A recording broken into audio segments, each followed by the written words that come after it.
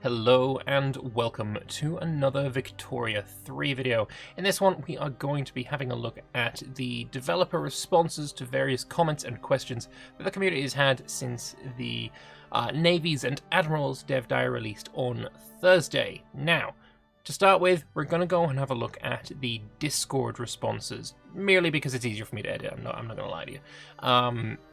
And we'll start off with this one here from Yolle, or Jolly, or I don't know.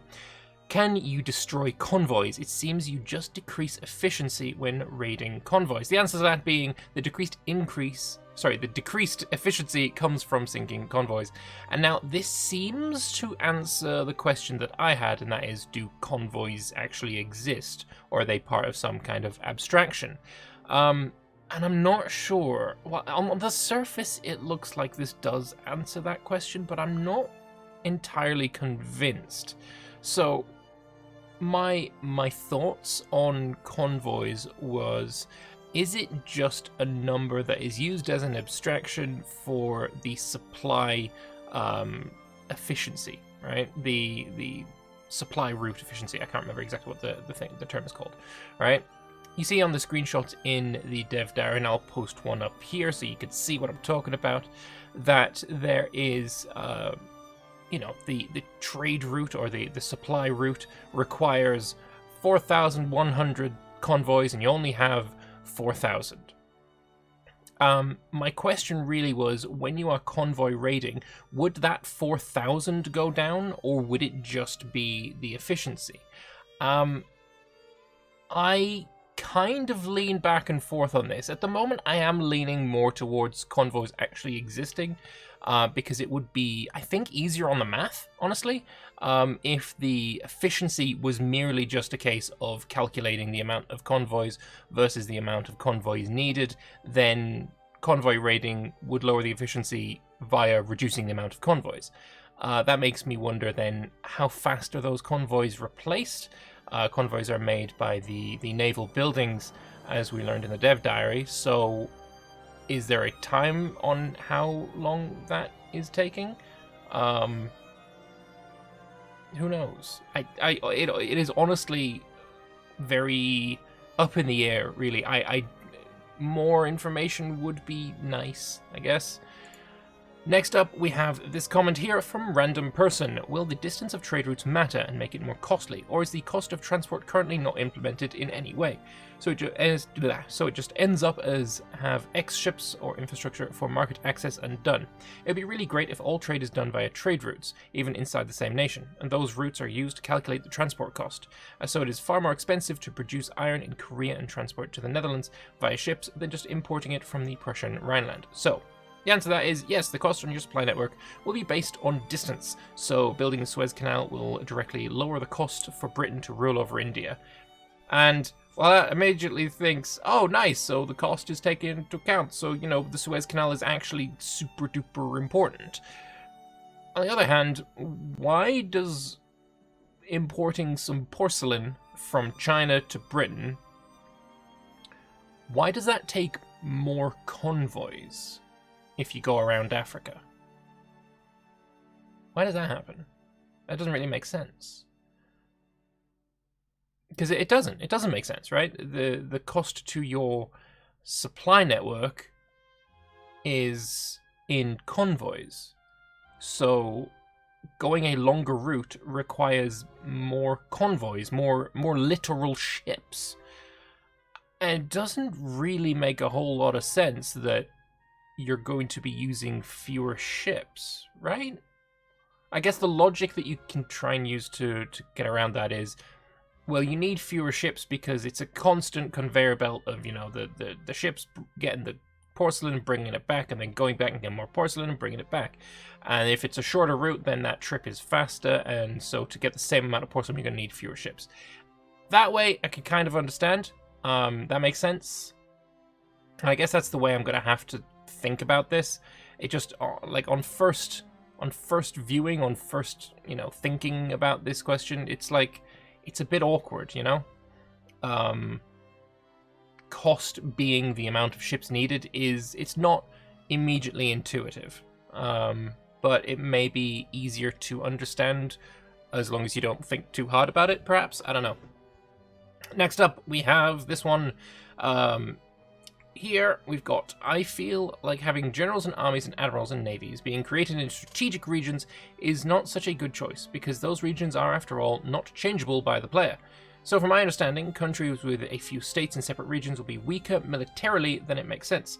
This seems to be the case especially for Austria, which has both South Tyrol and Istria in the Italy region, and as such will only be able to make an army with a population in those states, as well as strongly impacting Austria's ability of constructing a larger navy. So in essence, I feel this makes a nonsensical restriction and should be instead done by assigning states to a general, or even making your own army or navy regions, filling the role in that strategic regions currently do to recruit from. It shouldn't be too much micro either, I think, because it wouldn't need to be done repeatedly, but set up once and done. The answer to that is, I'm not sure where you're getting the idea that you're weaker on land from this, but it isn't the case. Having your potential for a large navy limited if you have a tiny and depopulated coastline is intended, though. Yeah, that makes sense. I don't really understand where the complaint is coming from. Some people clearly did, though.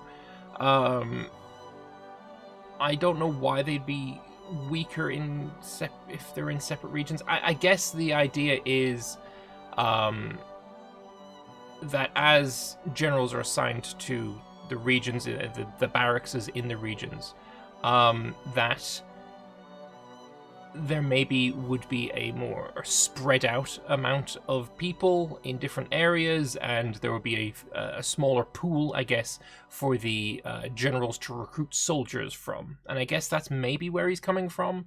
But the fact that internal migration is kind of not concerned with that, if you are wanting to take a soldier job because it as a pop, then they will migrate over state region boundaries like no problem at all. I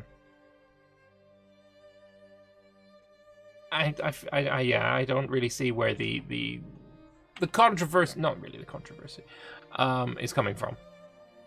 We got this comment here from Wiz. I'm not sure what question this is answering, but shipyards produce the goods that ports use to create convoys. So you can absolutely have an export-based shipping industry, but you do need to have a network of ports to have an overseas empire. You can have that without building a single ship, though, if you want, which is kind of cool, I guess.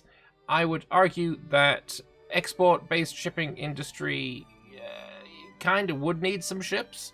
I would argue that the convoys are ships. Unless you want to classify them as boats, and I actually don't know the difference between a boat and a ship. But either way, not building a single ship and still having, export-based shipping industry, I don't know if I really like that. Another question here from Henry. I like this dev diary, but would have liked to hear them refer to blockading as a definite thing rather than a feature they want to add. I'll be pretty disappointed if blockading was not a feature upon release, given its importance in the time period and how important it looks like it could be in gameplay.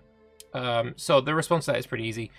Blockading is something we want for release. We just want to be clear when talking about something that isn't in the current build.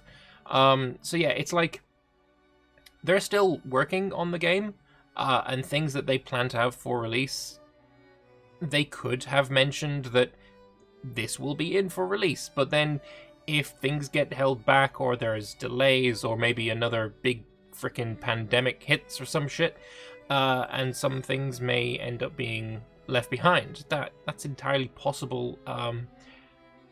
And yeah, it's better that they're like candid with what is and isn't in the current build that they're playing.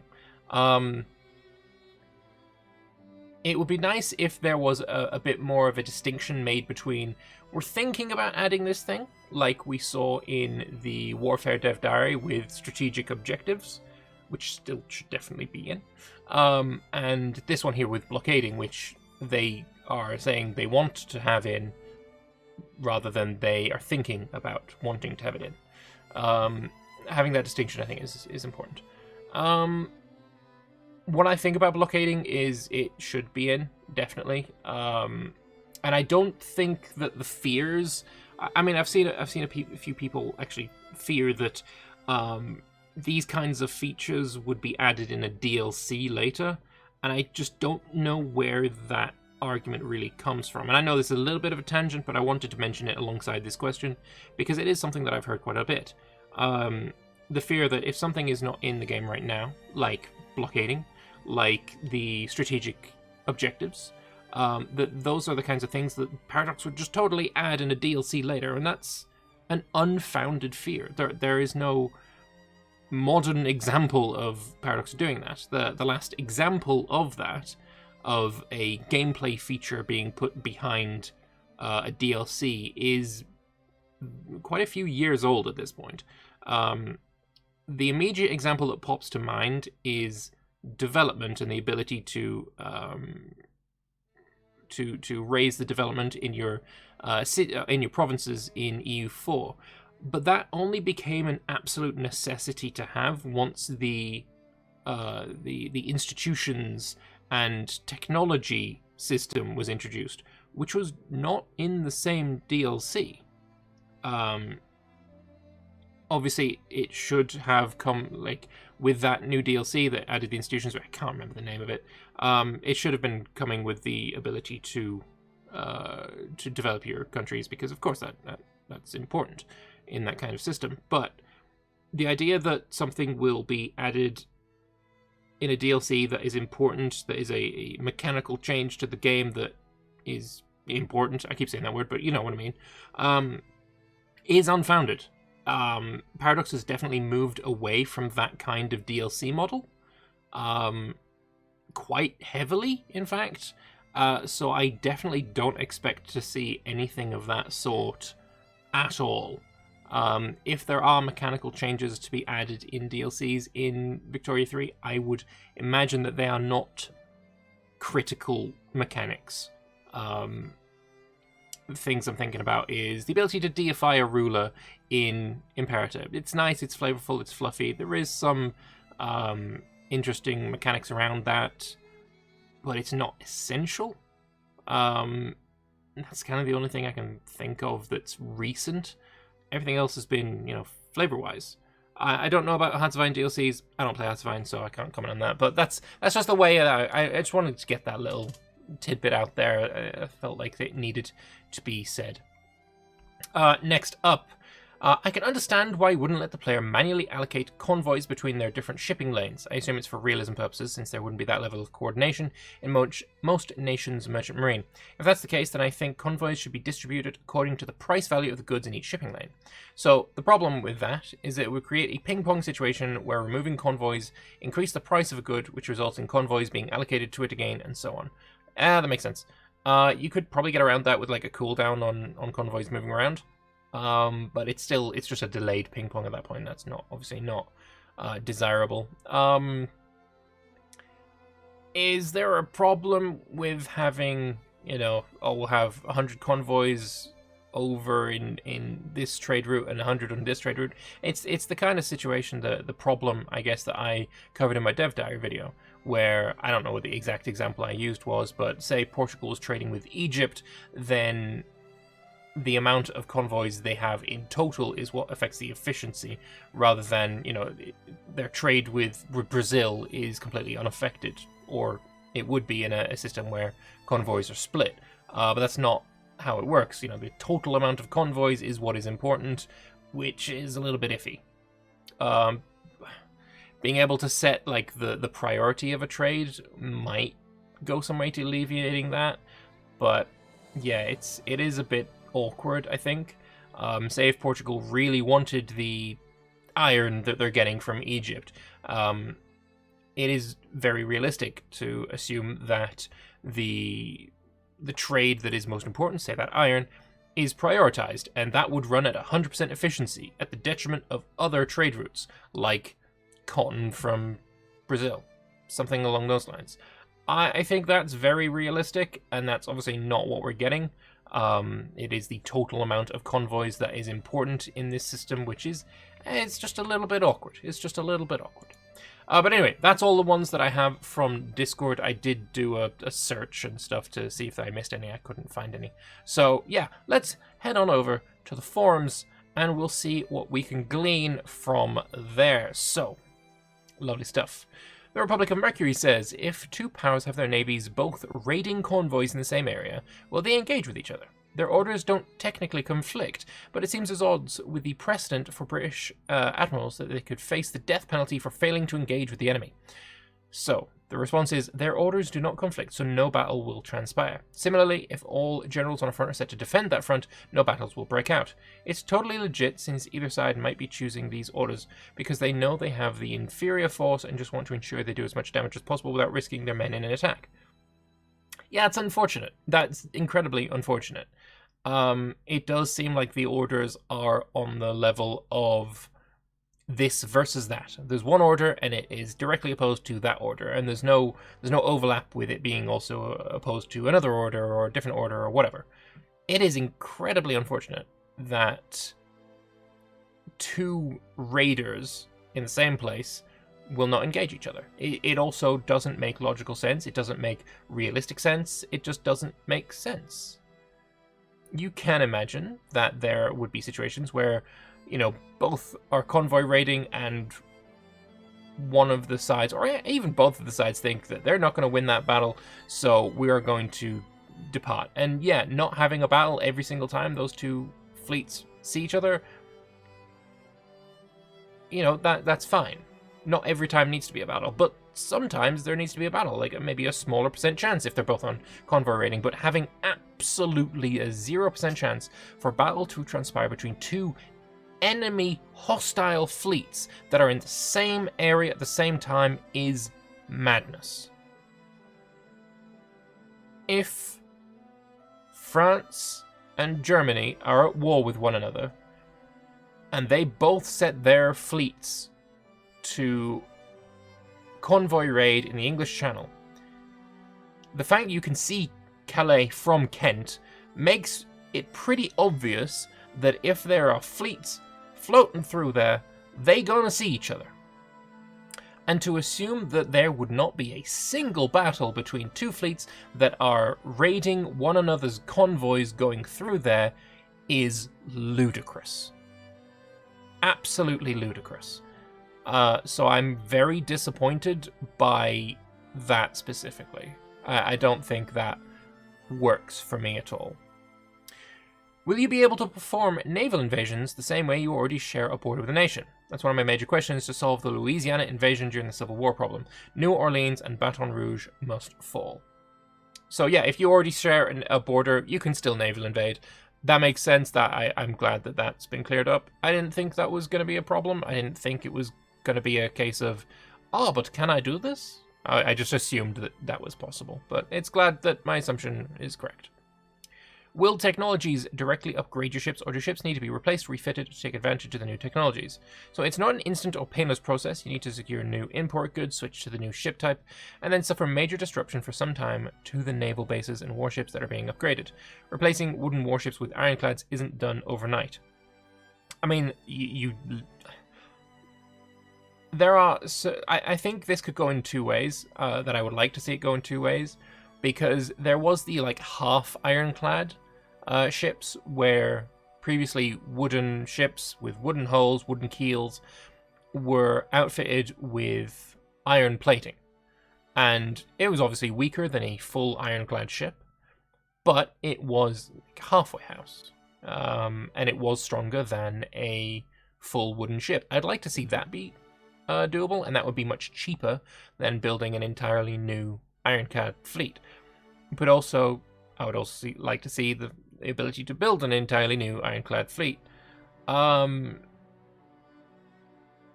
It's another one of the things. Will this system be able to cover that? Because you don't see what your individual ships are, as far as I can tell. It is just these flotillas, which seem to be some ships surrounded by the it's like a ship of the line or a capital ship with support ships with them, and that is a flotilla. I think we get to see that somewhere in this responses. It's yeah, I don't know how this is going to work. I don't know how upgrading ships are going to work. This doesn't really say anything. It's like, oh, it's not an instant or painless process, and it's not done overnight. Yeah, we can see the how, but not the how it happens. Like, how do you do it? Yeah, we can see that. You secure the new goods, you switch your production method to the new type, and then it just happens automatically, I guess. Eventually it will switch over. The fact that we got so little control over our navies and our ships and our individual floaty boaty boys is what makes it a little bit awkward for me. Will we be able to see individual ships and their names in the list, like the HMS Warrior or the Dreadnought or so? Yes, fantastic. Absolutely colossal win on that one. I had a comment on my video asking why I'm so obsessed with the flotillas and that kind of thing. And my response is quite simple, right? We know the names of historically famous ships of this era. He's just listed 2 of them, HMS Warrior and Dreadnought. We don't know the names of the squadrons or the flotillas that they sailed around with. Or at least that's not they're nowhere near as common a knowledge as the names of the ships. So being able to see the names of the ships, absolutely, that is a fantastic bit of news, and I'm very glad for that. Because if you told me that you're going to have a Victoria 3 game, and you're not going to be able to see that, oh, I've just built the first Dreadnought class, and it's called the Dreadnought class because it's named after HMS Dreadnought. And that became, like, that would be bizarre, really, wouldn't it? If you didn't see the names of the ships. It's just one of those little flavor things that is mechanically irrelevant, but flavor-wise and immersion-wise, very important. Do navies actually have to physically move to their operational area and potentially get intercepted and sunk along the way, or do they instantly warp from port to the South Atlantic like air wings do in Hearts of Iron 4? Don't air wings have to... Don't they have to travel when you move them different places? I don't know, whatever. What's the point of cutting off, say, Russian sugar imports at sea if their pops and factories can still consume the goods they're not receiving? So if you cut off Russian sugar imports, and they're heavily dependent on those imports, you'll trigger crippling sugar shortages in the Russian market, which could, for instance, completely tank their food industry's output.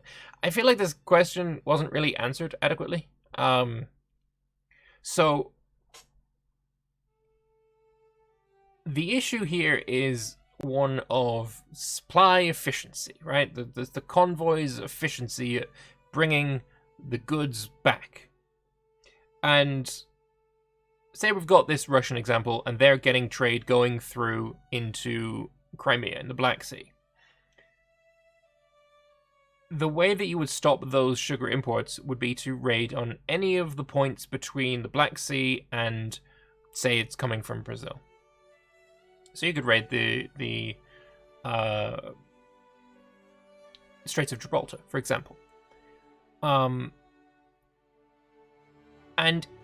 the Straits of Gibraltar are very small. And if you're the British doing this, like, you've got the fleet there. There's a practically 0% chance that convoys are going to get through to Crimea if you, as a British officer, or as a British player, sorry, are convoy raiding in Gibraltar, and say you're convoy raiding from Malta, and say you're convoy raiding from Corfu, which the British also owned at the start of the game. There is a practically 0% chance for any convoys of sugar to get through to the Russians in that path. Is that going to be taken into account? The difficulty of, or the ease at which you can convoy raid certain nodes should totally be a thing, right? It's going to be very vastly difficult to convoy raid in the middle of the Atlantic because it's a big fucking sea. It's colossal. It's huge, right? Pacific, even bigger. Convoy raiding there should be very, very difficult. And relatively easy for convoys to go through. Of course, convoys will still be found and still be sank, but the majority would get through. Same happened in the Second World War. A vast amount of tonnage of goods from the Americas, from India, from the rest of the British Empire, got through to Britain. And a lot of it was also sunk. The majority of it, though, got through. I can't remember the percentage. Off the top of my head, I think it's something like 85, 90%, right? Got through. but still a shit ton was sunk. And if I'm wrong, I'll go look it up and put a percentage or something. But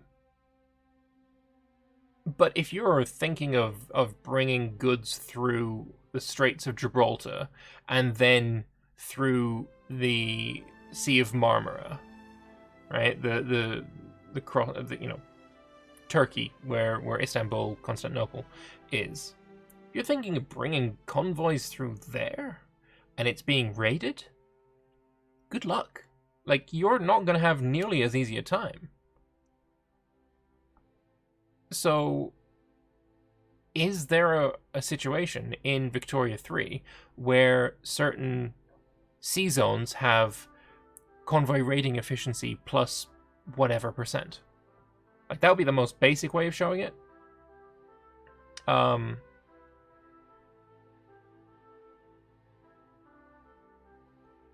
Yeah, no, that's kind of what I have to say about that one. Alright, moving on. We got from Rev Sean here. Is there any hard cap to how many naval invasions you can perform, or you can perform against one country? Could I, for example, have 3 naval invasions going on, or even multiple naval invasions against the islands of Japan to take it over as quickly as possible and hit them in multiple spots at once? What is the theoretical limits of this? Is it only capped by your main power and the admirals and generals? So there is no hard cap. If you can spare the resources required, go ahead. That's awesome to hear. That's awesome to hear. Nothing more to be said about that one. If you want to do 12 naval invasions, feel free. Where do the naval invasions happen, though? Right? What is your ability with naval invasions? Can I, as say Britain and France? It's relatively easy. Can I, as Britain, start 3 naval invasions? Right? I start 3 naval invasions. How does the game decide where those naval invasions land in France? Do I, as the player, get to say, I want a naval invasion in Brittany, I want a naval invasion in Calais, and I want a naval invasion in Aquitaine? Do I, as the player, get that ability? Because that's getting dangerously micro, right? I'm choosing exactly where the troops are going. That's dangerous. That's getting borderline freaking micro warfare. What is this? Every other game Paradox has ever released? Hell no. Not allowed that. So what happens? Does the game decide that where the naval invasion is going to happen? That would be infuriating. What's the deal? We got precious little information in the dev diary about how naval invasions work. Can we have some more, please? Who knows? How many ships does a flotilla represent? Is it a capital ship plus escorts? But for things like monitors, it would make more sense to be a large group of monitors. So it's focused around a capital ship with escorts and support vessels, yes. With respect to smaller vessels like monitors, which would have multiples to a group, the flotilla is considered to be named after one of them. Like battalions, flotillas are scaled to represent the combined force of 1,000 servicemen and officers. A single capital ship could have 1,000 servicemen quite easily. So I kind of think that this obsession with having very round numbers, I mean, it's a little bit of a holdover from the other Paradox games, right? Because it was much easier to calculate, a unit of troops if it was a round 1,000. Victoria 3 had it as a round 3,000. Imperial Rome has it as a round 500. Only CK3 does anything different, right? And CK2. Why does it have to be 1,000 servicemen and officers? Like, what is the reason that it needs to be so rounded? Different ships, I would argue, should have different amounts of troops required. And maybe the production methods involved would say, oh yeah, you can have a better ship. It's got more guns, got more armor, it's faster, it's just a sexier ship, right? But it's gonna need more people. And if you lose it, that means more people die. That kind of thing would be interesting. But no, it's just a flotilla, which is a ship and their retinue, is 1,000 people, 950 servicemen, and 50 officers, or whatever the ratio ends up being. I don't know. I don't like it. Is a convoy demand only affected by the number of nodes in your supply network and not at all by volume of supply and trade. I'm guessing with goods just being buy and sell orders, you can't keep track of volume, similar to how pop consumption does not add anything to infrastructure usage, only buildings. So at the current build of the game, it's only the number of nodes. The suspiciously round numbers in the tooltip there. Maybe whoever wrote this answer watched my video. If so, hi. I'm sorry for being skeptical about certain things. I'm not really sorry. I just hope it's understood that skepticism is because I'm hyped for the game and I want it to be the best that it can be. Anyway, I'm pretty sure that devs watch these videos, so hi. Yeah, I have said many times, suspiciously round number, like that quote verbatim many times in my videos, going all the way back to like capacities and such. It's just interesting that that very specific phrase has appeared here. Yeah, suspiciously round numbers. We're going to change it soon so it scales with the amount of goods that the shipping lane moves, and times how long it is in nodes. That's awesome. You know, the amount of goods being shipped is important, right? Is 100 a big number?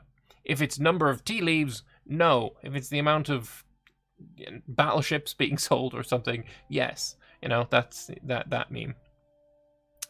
I assume ports will produce convoys by using resources. Ports instantly creating convoys from the ether whenever they're needed would be extremely disappointing. So ports consume clipper or steamer ships produced by shipyards in order to create convoys. How fast do the shipyards create these things? Because all we've really learned about how goods work, like, it does seem to be instantaneous, right? Depending on the amount of people employed. But a ship doesn't work like that. A ship isn't like a good. A ship is a lot more involved and takes a vast amount longer than any of the other goods in the game. So just, you know, you could say you had a situation where, like, it took a month to employ absolutely everyone in a brand new shipyard. How long until I get my first ship out of there? I don't bloody know. Is there a because the goods aren't actually tangible, right? There's no stockpiling, for example. The goods aren't tangible. Then there's no way to say that, you know, you're getting 5 ships a year or 0.01 ship a month or something like that. There's no way to know that because ships aren't tangible. So how long does it take to make a ship? Weird amount of ether time. Who knows? Are convoys a capacity or do they slowly build up? For example, or I don't actually know what IE stands for. If I raid the convoys and then stop, will it take some time until new convoys are built? So everything produced and consumed in Victorious 3's economic model is essentially a capacity in the sense you mean here, including convoys. But we've made it so that it still takes time for damaged shipping lanes to recover once raiding stops. Again, it kind of makes me feel like these aren't actually tangible things. Like, this goes back to the very first question in this dev diary response video, asking about, you know, being able to sink ships. Because this kind of feels like a little bit of contradiction.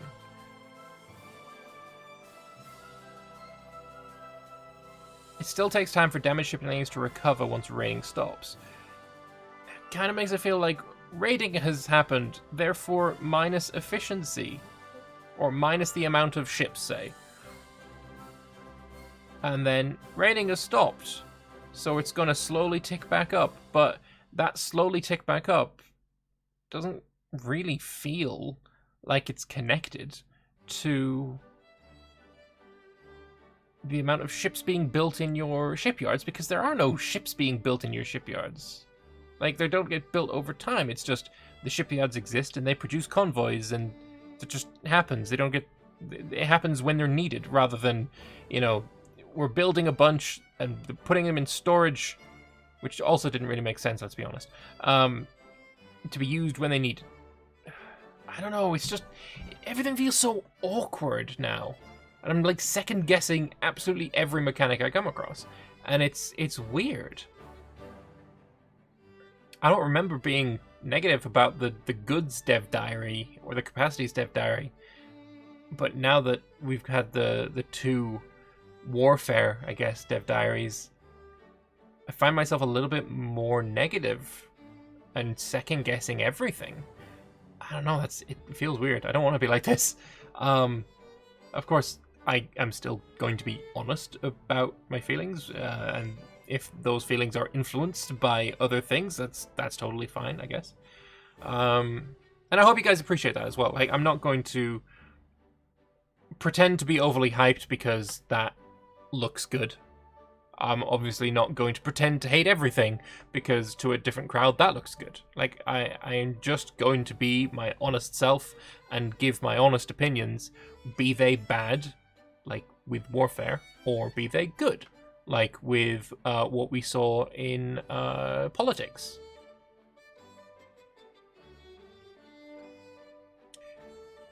It's very interesting. It's very interesting. But that's all I have for you. I'm not going to go over community sentiments this week. Again, I didn't really like how that video panned out last week. It just didn't do anything for me. It was a good place for me to vent at certain things that had been annoying me, but that shouldn't really have been in a video, I don't think. So we're not going to be doing that again. However, there will be another video before the next dev diary comes out, possibly two if I can get around to it. The first being myself going over the various images that came out with the monthly update video. That didn't include anything about Warfare, that's going to be in the next monthly update video. But everything that came before that this month, that is in there, and I'm going to go over the images, see if there's anything new that can be gleaned. And the second video, it may come out before the next dev diary, it may come out afterwards, is basically my suggestions for making Warfare interesting, because right now I don't believe that it is interesting. And so I want to come up with some suggestions as to how I can, how Warfare can be interesting while still not going against the themes and ideals of this game, right? So it must still fit within the pillars of the game that we saw in Dev Diary 22. And so that video is going to come out. I may leave that until after we have seen the Cost of War, which is the next Dev Diary, because that may influence various things that I say in my suggestions, right? So I may leave it until after that. That's more than likely. I've got like a pseudo script written already. I've got various suggestions written down, but I think I'll leave the final writing and recording of that until after the Dev Diary. But yeah, like I say, there's more to come. I am going to continue covering Victoria 3 because despite my disappointment over Warfare and my reservations about various things to do with the naval side, I am still very hyped for this game. I am still very interested and I will be playing it, and I'm going to still cover it. That's just the reality of it. So yeah, stick around, like button, subscribe button, help me out there, it would be pretty much appreciated. Let me know what your thoughts are about the naval system in the comment section below. Let me know if any of your questions that you had were answered here. That would be cool to see too. Thank you very much for watching. I hope you enjoyed this video. Hope to see you in the next one. Bye-bye.